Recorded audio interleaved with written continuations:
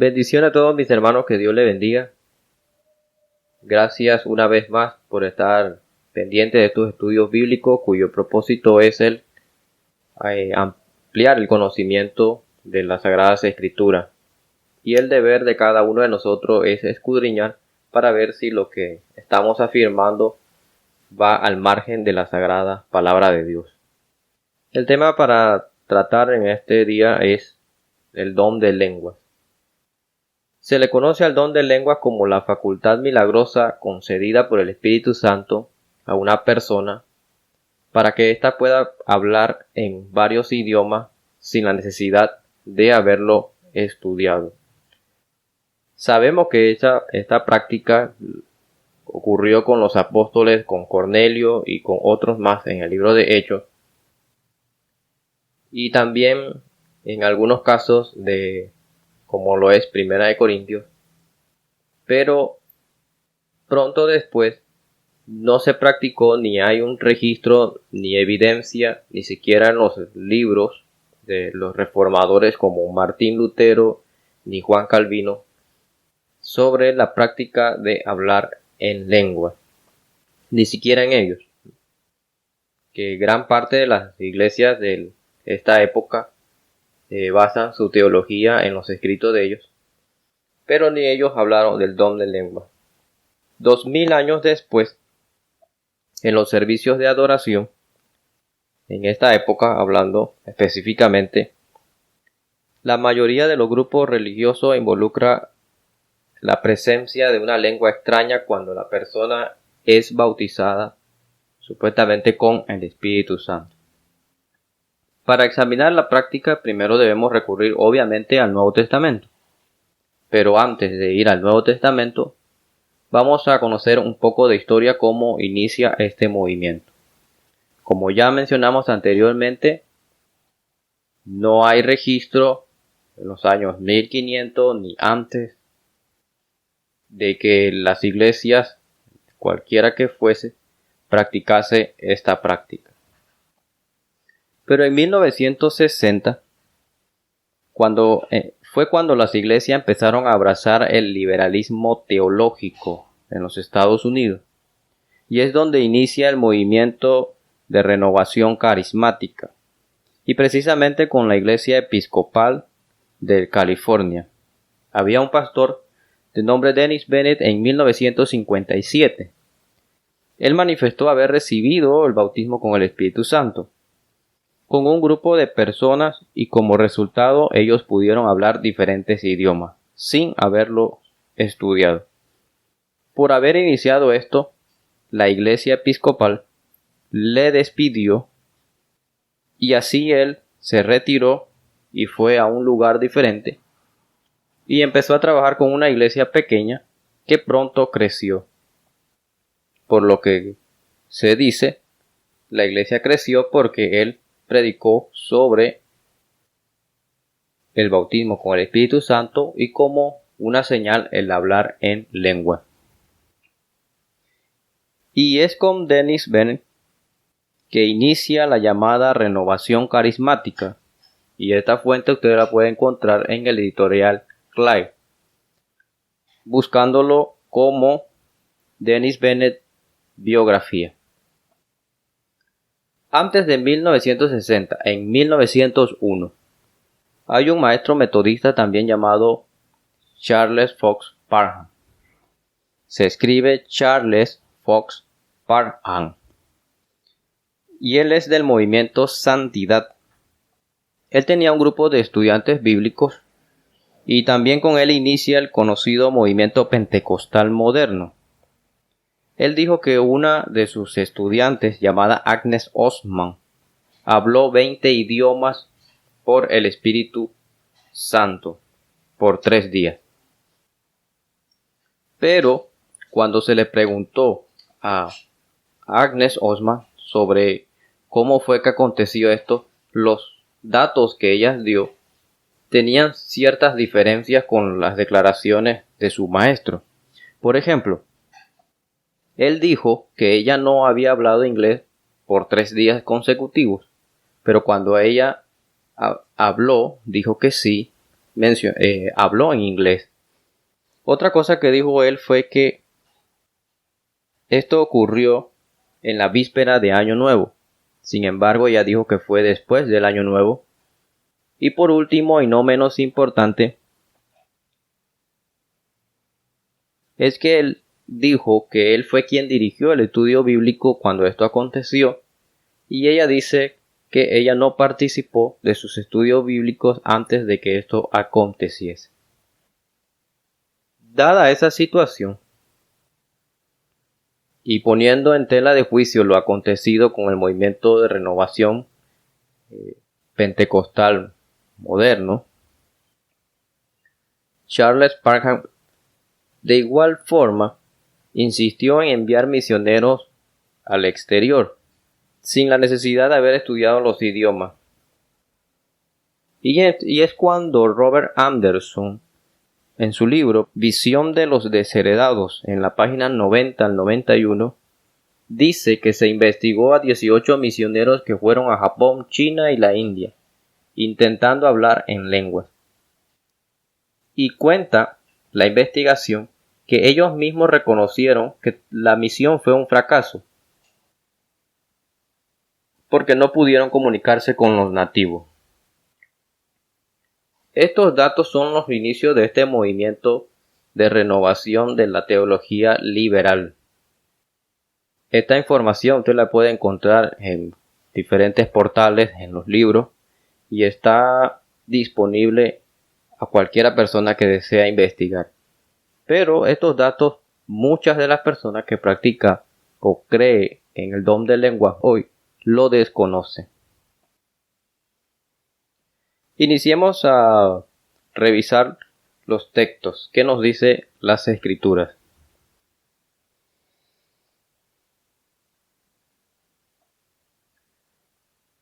Al parecer, la práctica de hablar en lenguas inicia con enunciados. Por ejemplo, en 1 Corintios capítulo 13, versículo 1,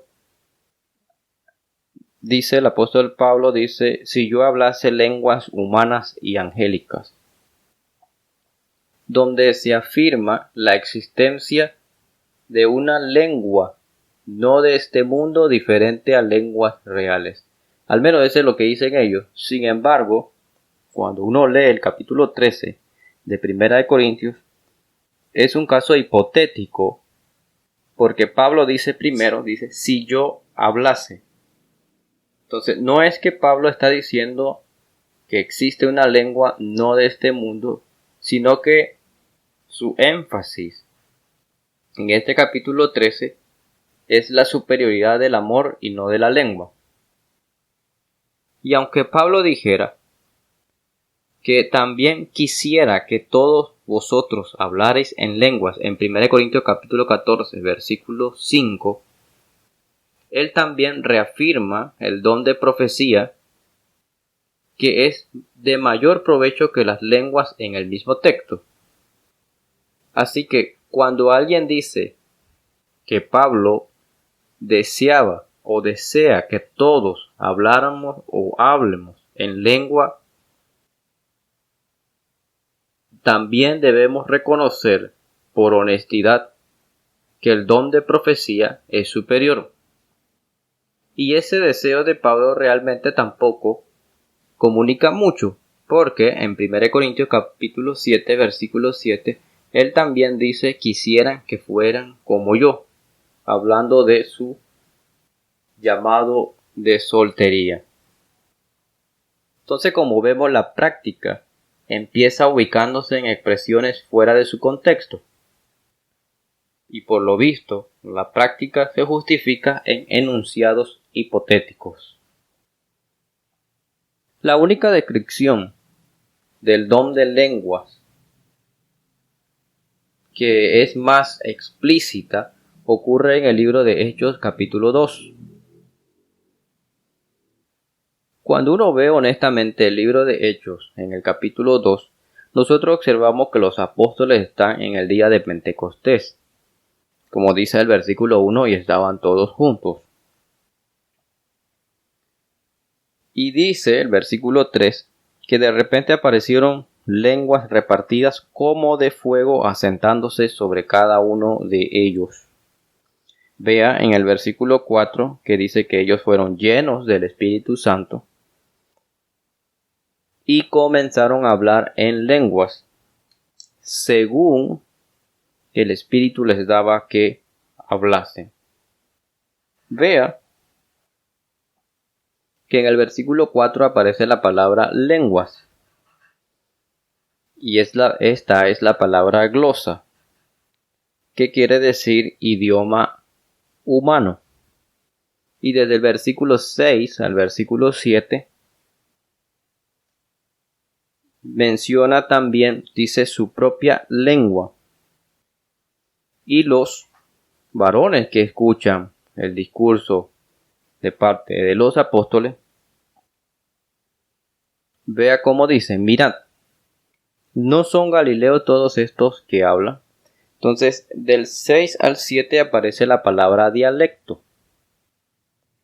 Y por lo que vemos en el versículo 5 y 6 y 7, y mejor todavía el 8, nos confirma que esta era una lengua que se podía entender, aunque milagrosa se podía entender. Es decir, los apóstoles hablaron la lengua milagrosa sin la necesidad de haberla estudiado, porque el Espíritu fue quien se los concedió a ellos, y era una lengua que ellos podían, que los oyentes podían entender. Vea desde el versículo 8 al 11. Menciona las naciones que estaban presentes en el día de Pentecostés. Dice partos, medos, elamitas, todos estos. Y vea el 11. Cretenses y árabes, y les oímos hablar nuestras lenguas las maravillas de Dios. De modo que ellos podían entender realmente qué era lo que estaban transmitiendo los apóstoles, y era más que las maravillas de Dios. El asombro era porque los galileos, en este caso los apóstoles, estaban hablando idiomas reales sin haberlos aprendido. Al parecer los judíos nativos no lo entendieron o no entendían lo que se estaba diciendo, porque vea que en el versículo 13 ellos dicen están llenos de mosto. A lo cual Pedro responde diciendo que no es eso, sino que es la profecía de Joel desde el versículo 14 al 16.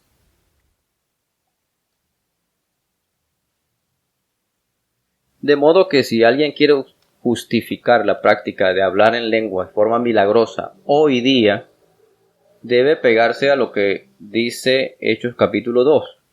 Era una lengua milagrosa, pero era un idioma real, con significado real, de modo que la audiencia podía comprender.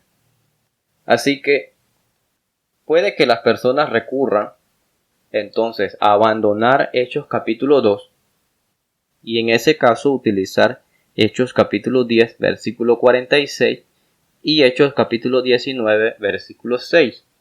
El de Hechos capítulo 10 es el caso de Cornelio.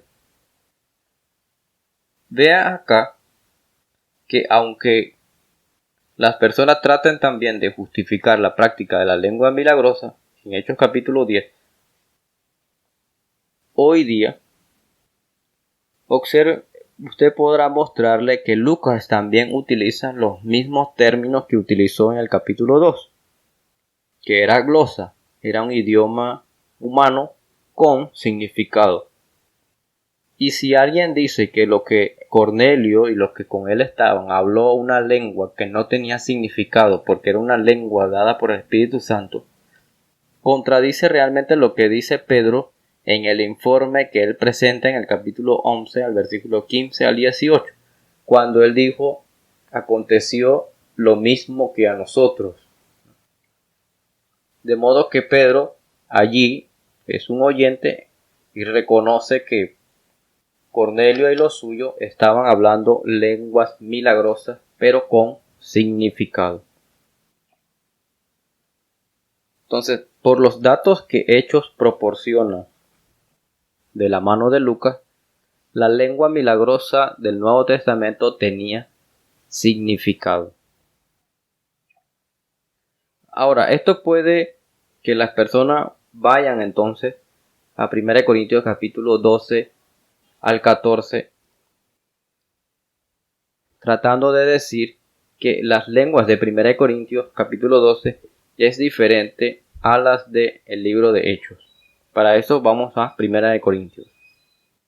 En 1 Corintios capítulo 12 al capítulo 14, lo que muchas personas desconocen es que el libro de 1 Corintios o la carta de 1 Corintios se escribió primero que el libro de Hechos, y que Lucas fue compañero de misiones del apóstol Pablo. Pues si uno hace un estudio minucioso sobre las palabras entre Hechos 2, Hechos 10 y Hechos 19 con 1 Corintios capítulo 12 al 14, encontramos que Lucas utiliza las palabras glosa y dialecto 4 veces, 4 ocasiones, y en 1 Corintios aparecen 13 veces, lo cual quiere decir que Pablo está en armonía con los escritos de Lucas y Lucas con los de Pablo. Así que tratar de justificar la práctica todavía con 1 Corintios no tiene ningún fundamento. Esto también podría causar que las personas utilicen algunos enunciados o algunos fragmentos de algunos versículos, como por ejemplo el de 1 Corintios capítulo 12, versículo 10, con la frase que dice diversos géneros de lenguas. Hay quienes dicen que estas son lenguas que no tienen significado. Sin embargo, la frase diversos géneros de lengua no sugiere en ningún momento que las lenguas de 1 Corintios tengan escasez de significado. Porque diversos se traduce, o diversos géneros, se debe traducir como familia de lenguas, lo que habíamos visto en el capítulo 2, desde el versículo 8 al 11, con una familia de idiomas hablados en ese lugar. Así que 1 Corintios 12:10, diversos géneros de lengua, no debe ser tergiversado. El don de lengua también exigía un aliado a la hora de utilizarse, y ese era el don de interpretar. Por ejemplo, en la misma carta de 1 Corintios capítulo 12, versículo 10, vea que dice diversos géneros de lengua y a otro interpretación de lengua. Y estos dos estaban totalmente conectados principalmente con el don de profecía. Todo esto sugiere que las lenguas se podían entender cuando se traducían. Y en 1 Corintios capítulo 14, versículo 4, que es donde comúnmente recurren muchas personas, vea que dice lengua extraña. Dice asimismo se edifica. Así que cuando hablamos de lengua extraña, sin haber un intérprete, es como hablar sin sentido. Versículo 6. Dice, cuando una persona va y habla en lengua, ¿de qué aprovecha si no habla con revelación? O sea, carece de significado. Y es como hablar al aire. Versículo 9. Dice, no usar palabras bien comprensibles. Pero vea que en el versículo 2 dice, pues habla a Dios, pues nadie le entiende. Y parece ser difícil y podría ser usado como para decir de que cuando uno habla en lengua, le habla a Dios y no le habla a los demás. pero en realidad lo que la gente omite es leer desde el versículo 1 al 3. Y el énfasis real del versículo 1 al 3 de 1 Corintios capítulo 14 es seguid el amor y que las lenguas son de menor provecho que el don de profecía. Entonces, lo que muestra 1 Corintios capítulo 14, si uno ve ahora en el versículo 10, Pablo mismo dice que hay muchos idiomas en el mundo y ninguno de ellos carece de significado. De modo que resulta muy obvio aún en 1 Corintios capítulo 14 que las lenguas mencionadas aquí son inferior al don de profecía y aún así son lenguas con significado. Cuando no tienen significado, la persona a sí mismo se edifica. Es decir, como que un extranjero viaja a otro lugar y no puede comunicarse, pues él ora a Dios y él mismo se edifica, pues nadie le entiende. Y eso es lo que está mencionando Pablo en 1 de Corintios. El don era para la evangelización, versículo 22 de este mismo capítulo.